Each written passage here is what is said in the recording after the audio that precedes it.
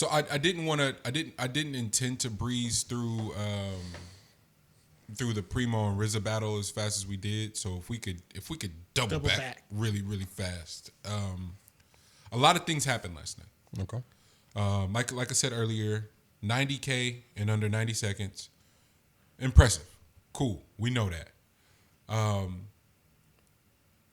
The uncles of hip hop specifically, one more active than the other musically. RZA's active, but just not with music. He's more so in the film and anime and shit like that.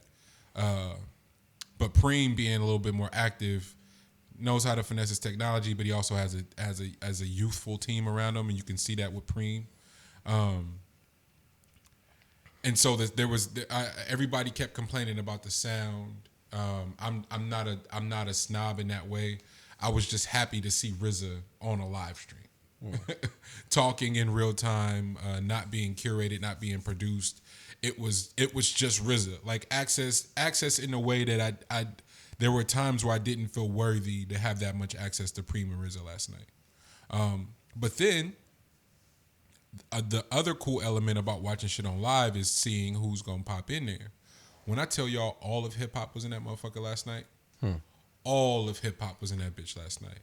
The highlight of my night is when they go overtime and fucking Cactus Jack, Travis, gets in the thread and goes, well, if niggas is playing shit that they just co-produced on, Preem, you better play everything I am. The Ye shit from Graduation, he did the scratches on. And I was like the battle would have been over had Preem dropped that. And I don't think he saw it. And he started talking as if he was gonna lead up to that. He's like, yeah, I did scratches on this one joint for Kanye because RZA had just played the intro to My Beautiful Twisted Dark Fantasy. That people forget that RZA fucking did. And so he was like, oh, you got a Ye joint? I'm gonna play a Ye joint. And Travis said it, and I was like, yo, Preem is about to drop Everything I Am. But he ended up playing the joint that they made for the Nike Classics commercial, for the Air Force commercial, which was still dope. But had he played Everything I Am, this nigga, hey, move, man. Messing up the headphones. Yes, you, bro. The amount of records that those two went through, and then watching everybody react to them from Stretch, from Stretch and Bobbito, Killer Mike stayed in the whole time. Stayed in the chat the entire time. Black Thought was commenting the entire time. Ninth Wonder the entire time. Guru, Ava DuVernay,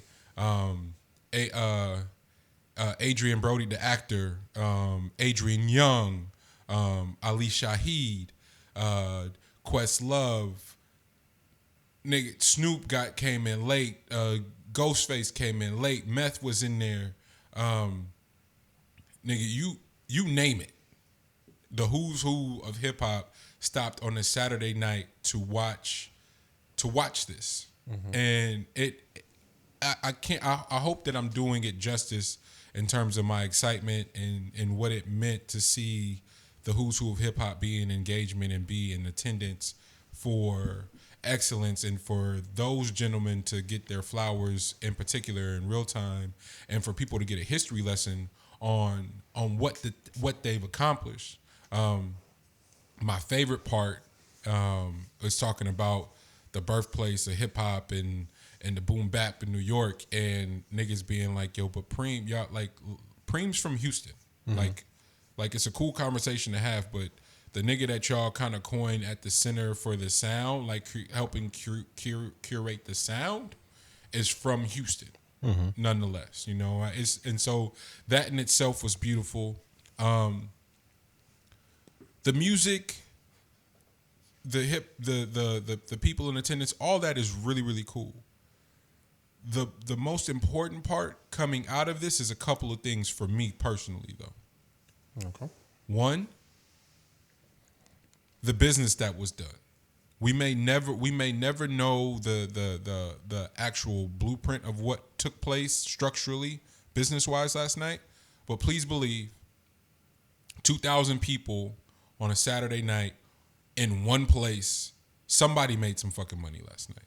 We go, oh, we didn't pay nothing. It was free. And that's not how that works. If you are ever able to get that many eyes in one place at one time, something is being sold, whether you know it or not. So that's part of it. The other part is how brilliant Swiss and Tim are for seeing, being able to forecast it, and going out of their way to set it up and create some sort of structure. Because my belief is that whatever is being sold was going to happen on the back end. Like once we come out of this, we're all going to be part of this thing that we don't even know we're a part of, right? These social experiments where somebody's going to be able to leverage and sell this content to a Netflix, to an Amazon, to somebody that is going to see the value in something like that took place. Because like I said, the music was one thing. The stories that them niggas was telling in between the songs was the best part. Because a lot of the songs that we identify as the joints, RZA be like, yeah, man, we almost didn't even make that shit. Excuse me? You almost didn't make it? Oh, yeah, we almost didn't put that shit out, man. Like, what? You know, so it was these really, really beautiful moments in between. Did you enjoy that? You could tell, huh? No, I'm saying, do you enjoy that part of the thing, though? Like, when they tell you... like some of that inside information about stuff? I really, really do.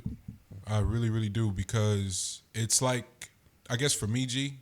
Does it help like with the process a little bit for like as a rapper and all that? Not with the process. You know what it helps with? It helps protect the youth of the imagination, because there is a level of youthful glee or bliss, whatever you want to identify it as, with a creative, where you still think you're going to be able to make a living off this shit.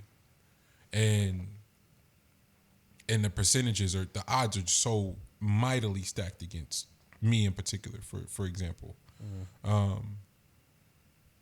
But each failure, that Winston Churchill quote that's at the end of Molly's Game is like, success is defined by moving failure to failure with the same amount of enthusiasm. Like that's what it's reminded of. And when you hear those stories and you hear like Preem's story is so dope because he had a plan. The plan was derailed when his man went and joined the army because shit was getting too real. He's like, yo, this rap shit moving slow. I'm out of here. And Preem's like he didn't tell Preem, like the recruiters just showed up at the house and then his nigga was being hauled off to the military. And he's like, wait, bro, we started this together. I'm living in your parents' basement. How I'm going to stay here when you leaving?